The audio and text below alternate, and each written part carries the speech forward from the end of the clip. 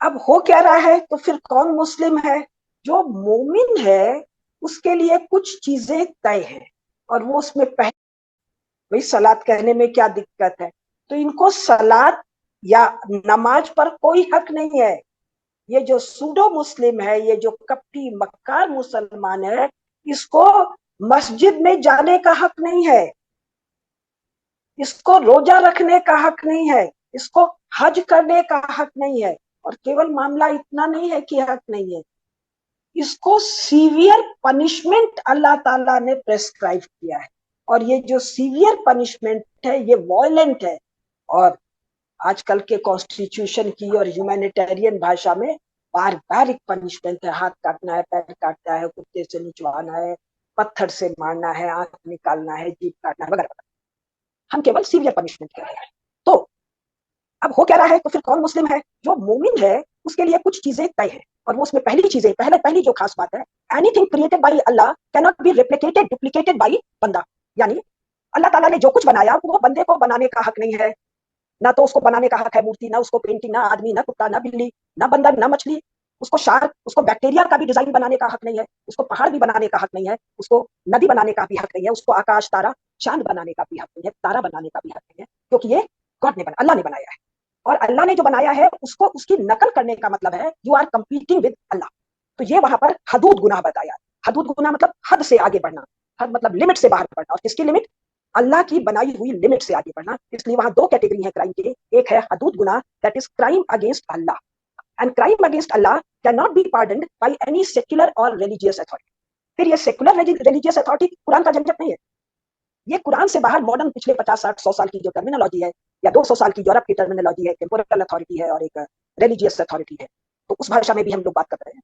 तो हदूद crime can not be forgiven, can not be pardoned, it has to be punished both by temporal. Religious authority तक मामला नहीं है, बाद में अल्लाह ताला उसको और पनिश करेंगे। वो जो जो नरक है, नरक को ये क्या टेक्निकल शब्द है मुझे भी, हाँ, दो जख में, हेल में, वहां पनिशमेंट अल्लाह ताला खुद करेंगे। तो अभी क्या हो रहा है? मेरी समझ से भारत में या दुनिया में एक भी मोमिन नहीं होगा इस ग्राउंड पर जो इस हदूद गुनाह को नहीं करता था।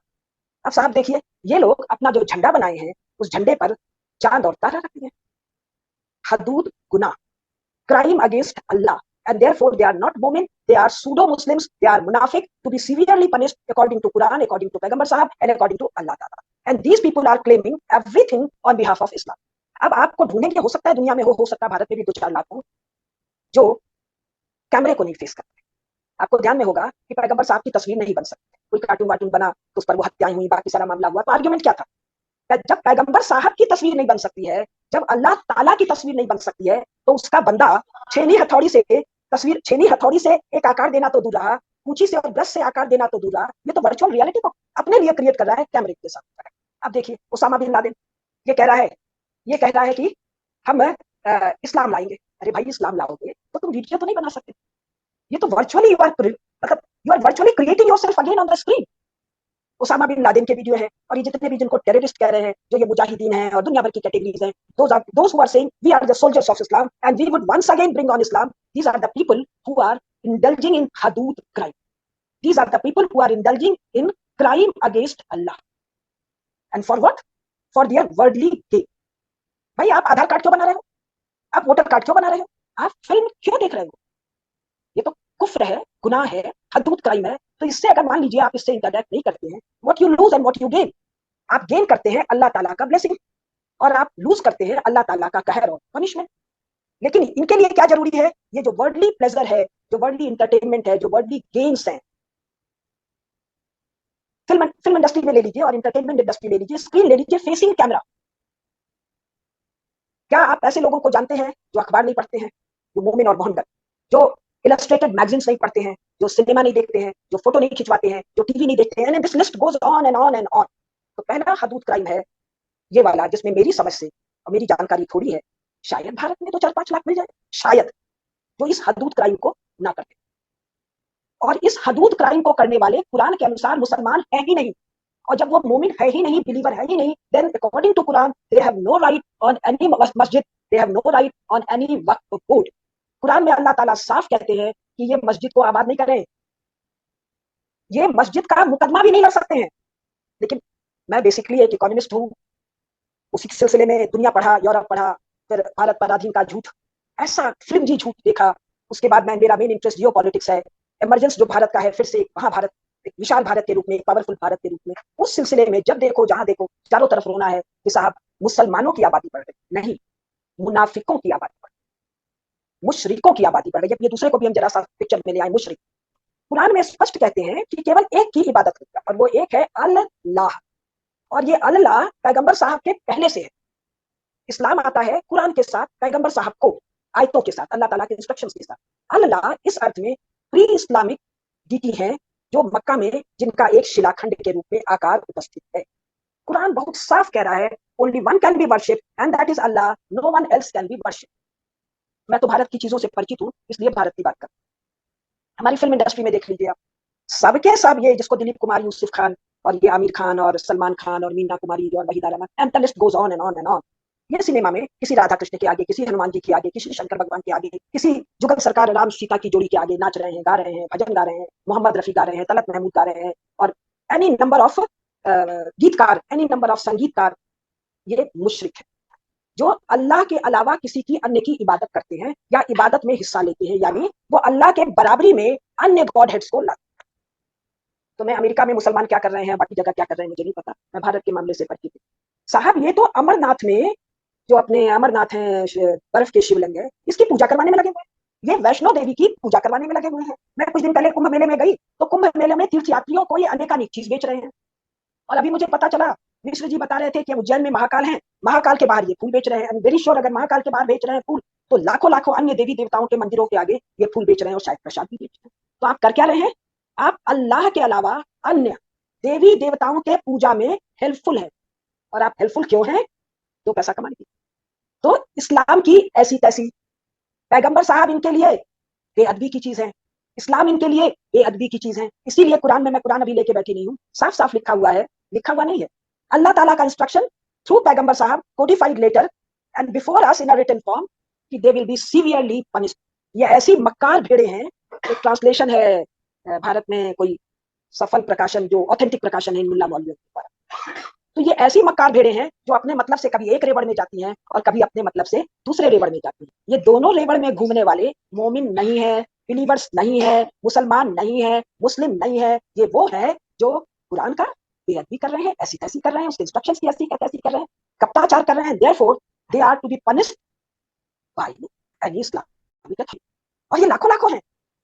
मैं एक बार बुलाया गया, मुझे कोई मामला था, टीवी के डिबेट में एक मुल्ला साहब बैठे, आई वाज अमेज्ड, और बार बार वो गाना गा रहे थे, संविधान संविधान संविधान। तो I asked him a very basic question, भाई आप संविधान मानोगे कि कुरान मानोगे?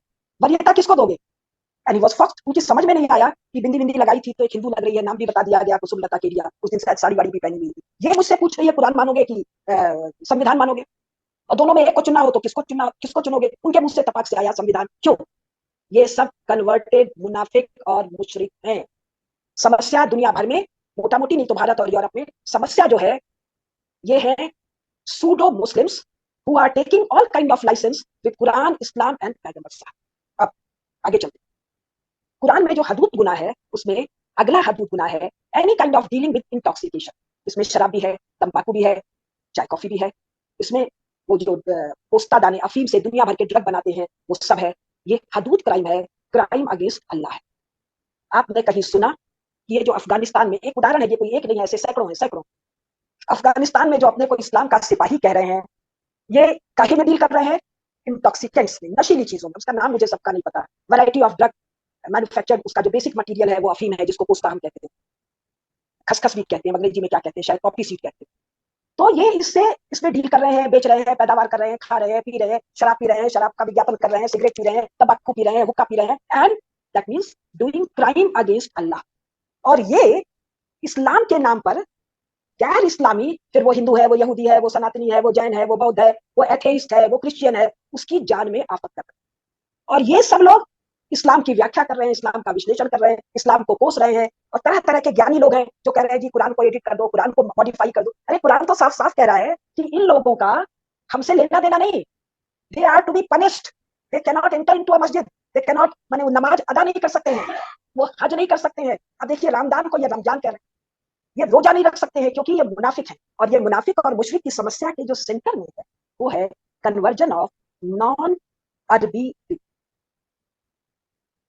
सबसे पहले पर्शियन लोगों का कन्वर्जन हुआ।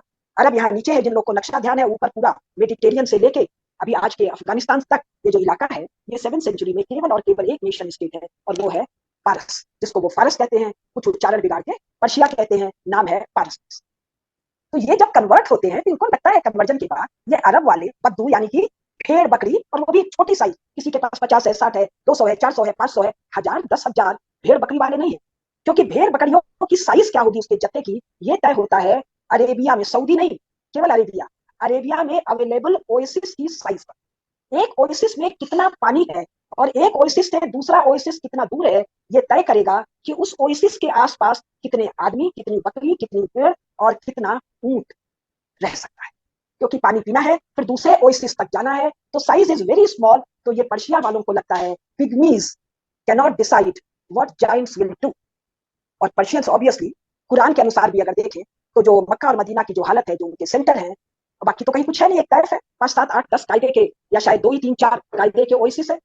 तो उस समय एक ये काम करने की जरूरत है, क्योंकि मैं अमेरिकन ऑडियंस के सामने बोल रही हूँ, उनके लिए काम करना आसान है, मेरे लिए मुश्किल है, कि एक बार देख डालो भाई कि ये जो अरेबिया है, मक्का मदीना तैफ वाला, बाकी तो रबन खाली है, इसमें कुल कितने ओएसिस है, ओएसिस का साइज कितना है, उसमें टोटल कितना पानी है, वो पानी कितनों को सस्टेन कर सकता है, फिर एक जगह से दूसरी जगह जाने वगैरह वगैरह, ये सारे लॉजिस्टिक को अगर कैलकुलेट कर लें तो हम देखेंगे कि उनकी रहन सहन बाकी सब कुछ पर्शियंस के लिए बारबैरिक सा है।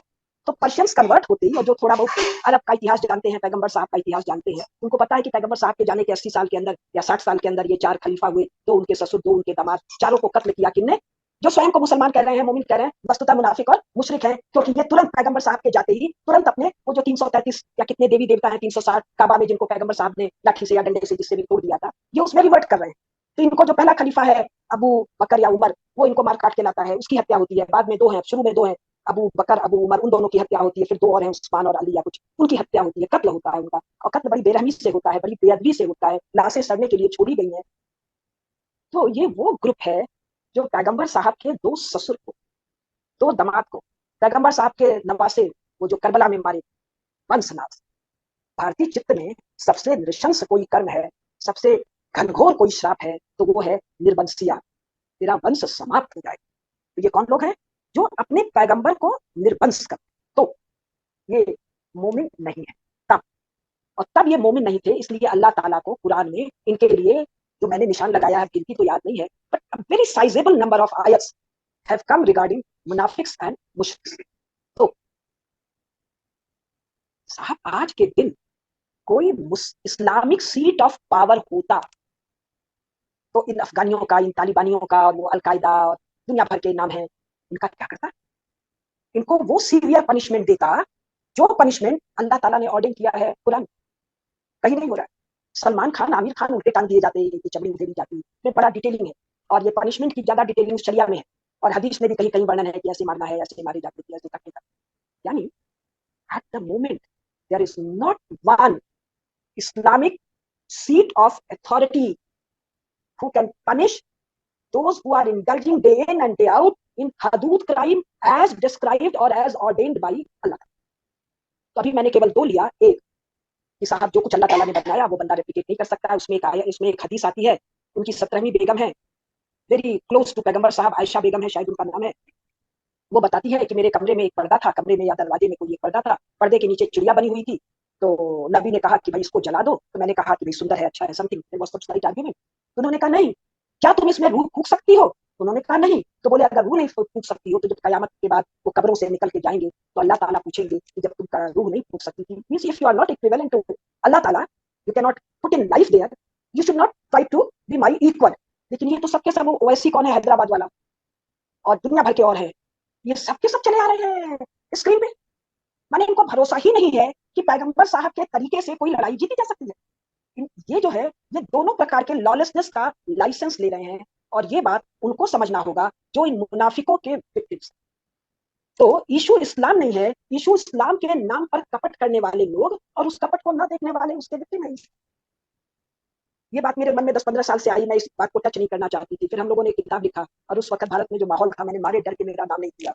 और मैंने पंकज जी से भी बहुत रिक्वेस्ट किया कि आप इस पुस्तक में अपना नाम ना दीजिए, किसी तरीके से अपने लोग छपवाएंगे।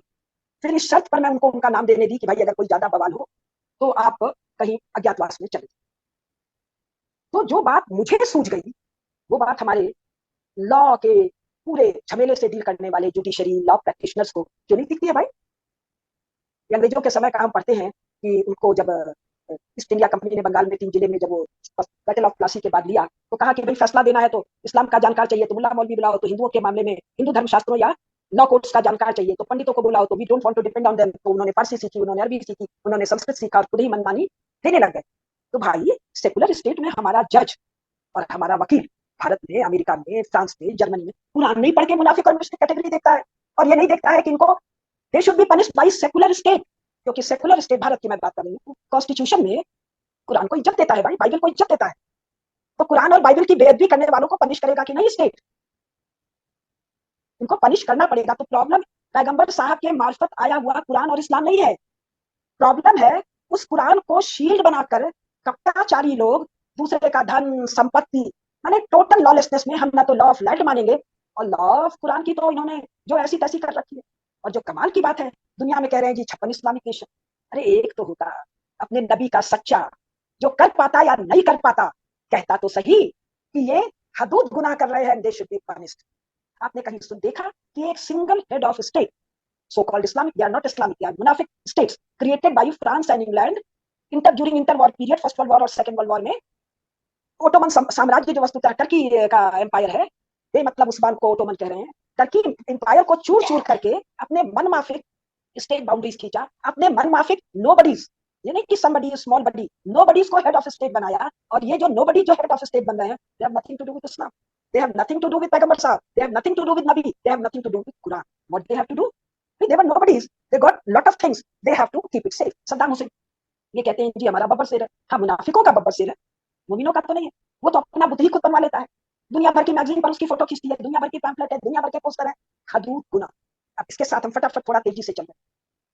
वो कहते हैं इस्लाम में हदूद तो शायद नहीं है, संगीत और नृत्य, नाचना और गाने की मनाही, सब नाचे गाए जा रहे हैं। सब भारत में कोई जाकिर है, कोई बिस्मिल्लाह खान है, कोई मोहम्मद रफी है, कोई नौशाद है, एनी नंबर। ये महाभारत जो एक सीरियल बना, इसमें कोई राही मासूम रजा या कुछ इस तरह के नाम के एक सज्जन है, वो लिरिक्स लिखते हैं, स्क्रिप्ट लिखते हैं, लेकिन तुम तो मुश्किल काम कर रहे हैं, हदूद गुनाह कर रहे हैं।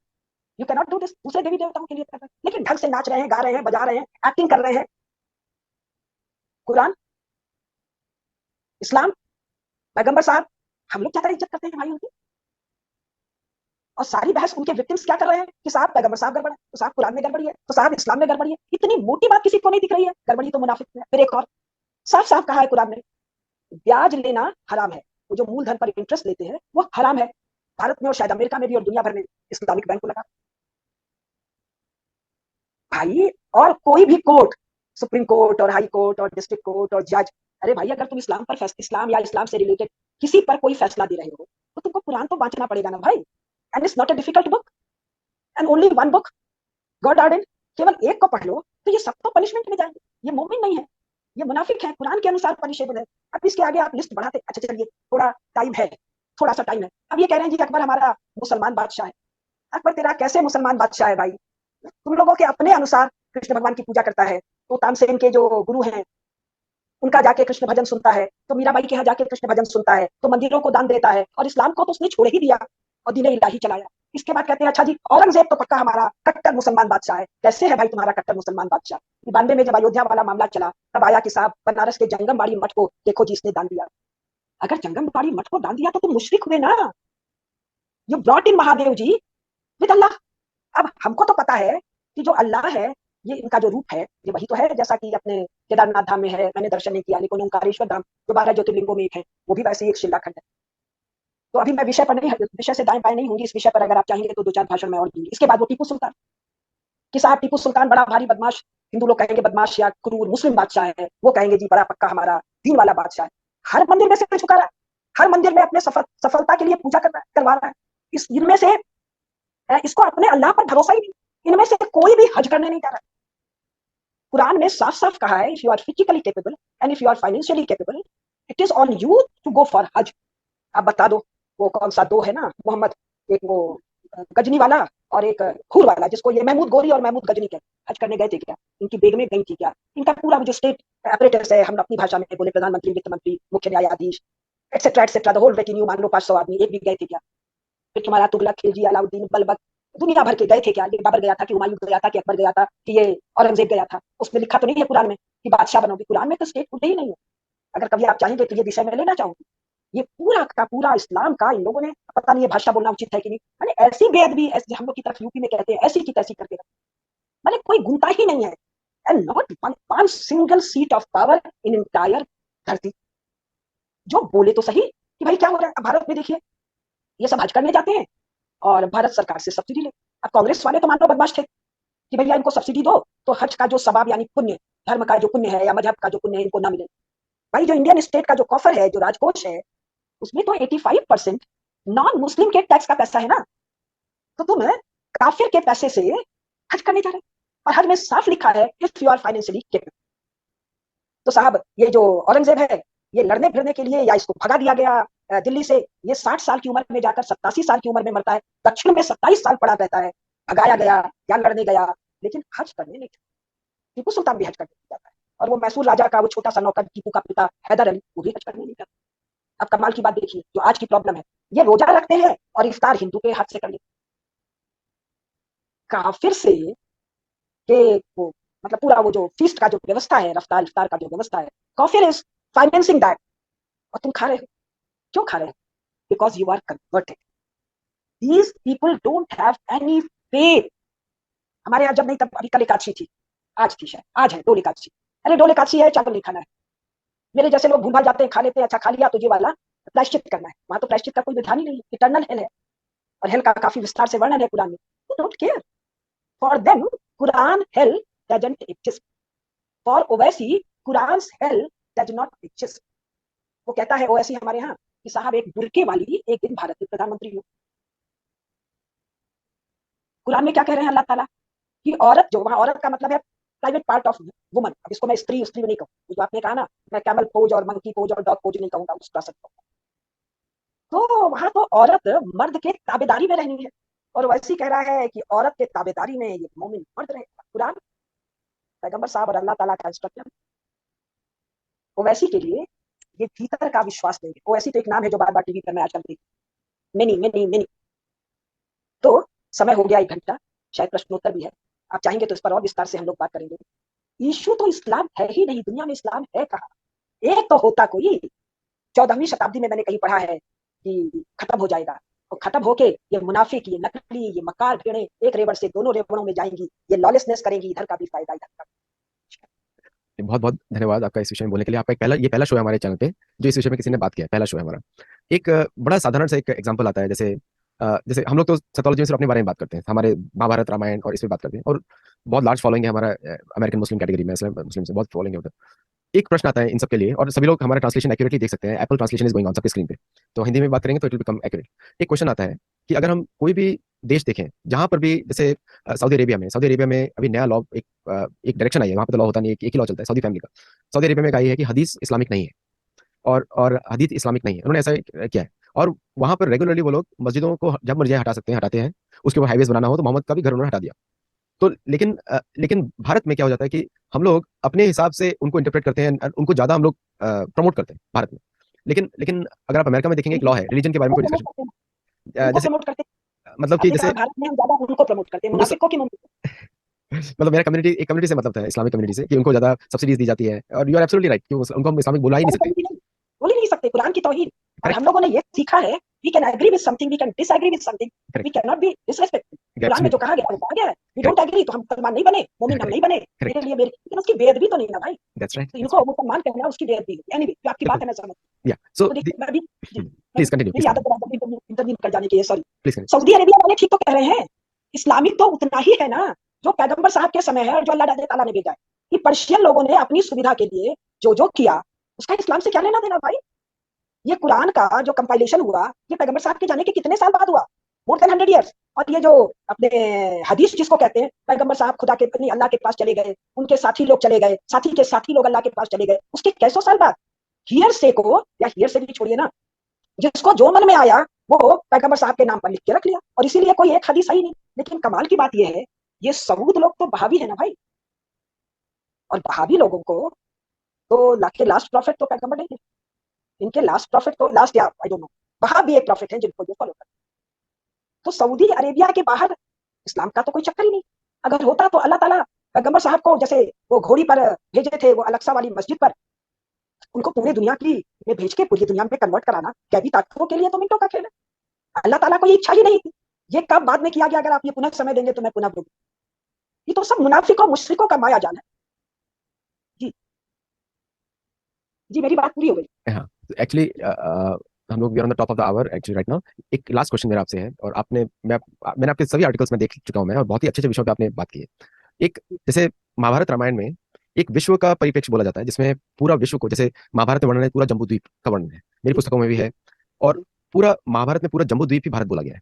और रामायण में ये जो एरिया है सऊदी अरेबिया मिडिल ईस्ट का, सिंधु सिंधु सागर के दूसरी तरफ का एरिया को एक उन्होंने एक शब्द यूज किया गया है कि ये एक अभीर जनजाति का इलाका है। अभीर जनजाति, अभीर देश के राजा थे शल्य महाभारत में, तो पूरा एरिया शल्य के अंदर था, मध्य देश को बोला जाता था इसको अभीर देश, क्योंकि इधर इधर मेरुभूमि तब से भी रामायण काल से मेरुभूमि है वहाँ पे। सो लेकिन लेकिन आज का अगर हम परिप्रेक्ष्य देखें कि ये इनके बारे में डिस्क्रिप्शन ऐसा है कि ये हमेशा भारत पे डिपेंडेंट रहे हैं तब से, खाने के लिए, भोजन, अन्न के लिए, ये भारत से, मतलब भारत का नक्शा जो है, ईरान जो आज को बोलेंगे, इराक, ईरान, पर्शिया, इन सबको इंक्लूड किया गया भारत के नक्शे में। ये भारत के प्रांत इलाके हैं। तब ये भारत पर डिपेंड नहीं किए, भारत में ही है ना। भारत में ही है। जैसे मैं कहूँ मैं भोपाल में रहती हूँ और भारत पर डिपेंडेंट हूँ, नहीं, इनका जैसे जो उसी प्रकार सऊदी अरेबिया जो आज का अरेबिया है वो तो भारत भूमि है ना। बिल्कुल बिल्कुल। तो वो उतने ही भारतीय हैं जितने आप यहाँ, उतने ही भारतवंशी हैं जितने आप और हम। इन पर काबिज है इस्लाम के नाम पर मुनाफिक और मुशरिक। Are you experiencing knowing doing trap?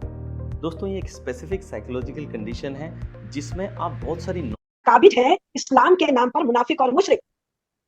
इस्लाम तो काबिज है ही नहीं कहीं। तो जैसे कि मेरा मेरा कहने का मतलब था, जैसे आर्यव्रत आर्यव्रत की राजधानी हमेशा रही है हस्तिनापुर के एरिया की, हस्तिनापुर या हो या अयोध्या हो, वहाँ वो हमेशा राजधानी रही है मनु के समय से, अभी से नहीं। तो मेरा कहने का अर्थ था कि जितना पॉलिसीज है, और बार बार यहाँ की सेनाएं वहां जाती थी, सनातन धर्म को करें, यहाँ की सेनाएं जाती थी, कभी नकुल गया, कभी सहदेव गया, कभी पांडवों के समय में है, और चंद्रगुप्त मौर्य, हाँ, चंद्रगुप्त मौर्य की सेनाएं तो रेगुलरली जाती थी वहां पे सुशासन लाने के लिए। लेकिन जो भारत के आज जो पॉलिसी मेकर्स हैं, हमारे पॉलिसी मेकर्स रामायण महाभारत को पूरा इग्नोर कर देते हैं, क्योंकि वो इतना ज्यादा फॉरेन पॉलिसी पे बेस्ड है पूरा, किस तरह सनातन धर्म की रक्षा हो। तो आपको इसमें क्या लगता है कि अगर हम पुरानी इन्फॉर्मेशन को आज के पर्सपेक्टिव में यूज करें तो we can again become dominant over, ऐसा लगता है आपको? हमारी पॉलिसी मेकिंग में दो चीज समझ, 2014 के पहले और 2014 के बाद। 2014 के पहले वो कर रहे थे जो उनका एजेंडा था, और भारत को छोटा करना था ना, इस वाले भारत को, कश्मीर भी जाना था, बहुत सारे इलाके नेफा को चले जाना था, छोटा सा भारत चाहिए था ना, नेहरू गांधी फैमिली। एक बात। दूसरी बात 2014 के बाद, अरे 2014 के बाद वाले उसी 2014 के पहले के वाले सिस्टम का पार्ट है। ये महाभारत मत पढ़ो भाई, तुम लोग रामायण भी मत पढ़ो, तुम लोग यूरोप अमेरिका में छपी हुई किताबों को पढ़ लो, उसको भी ना पढ़ो भाई, तुम रॉबर्ट कैपलान को पढ़ लो भाई।